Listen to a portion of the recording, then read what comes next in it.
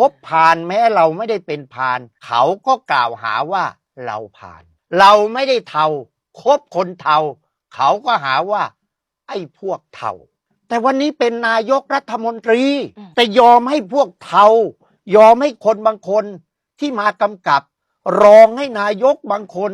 ที่มันเทาๆอยู่แล้วใกล้ชิดตัวเองเขาถึงบอกว่าแม้เราไม่เทาถ้าภาษาพระเขาใช้คำว่าอเสวนาจะพาลานังปันดิตานันจะเสวนาแปลว่าคบพาลพาไปหาผิด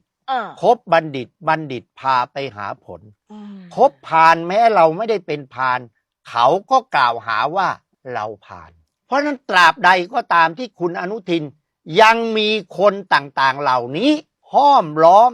มันก็จะพาให้ตัวคุณอนุทินนายกรัฐมนตรีเนี่ยตกนรกหมกไหมไปกับเรื่องเทาดำก่อนที่คุณอนุทินขึ้นภาพพจน์ก็โอ้โหใช้ได้ใสสะอาดดูดีมีสกุลแต่เวลาคุณต้องอยู่ห้อมล้อมคนบางคนที่มีส่วนเกี่ยวข้องกับเรื่องต่างๆที่มันเทาแค่นี้ก็ทำให้คุณอนุทินหมองคล้ำดำไปกับความเทารอบตัวแล้วคุณผู้ชมคิดเห็นยังไงกับคลิปวิดีโอนี้นะคะคอมเมนต์ข้างล่างได้เลยค่ะและอย่าลืมติดตามรายการเต็มตรงไปตรงมาทางช่อง YouTube ของ Voice TV ค่ะ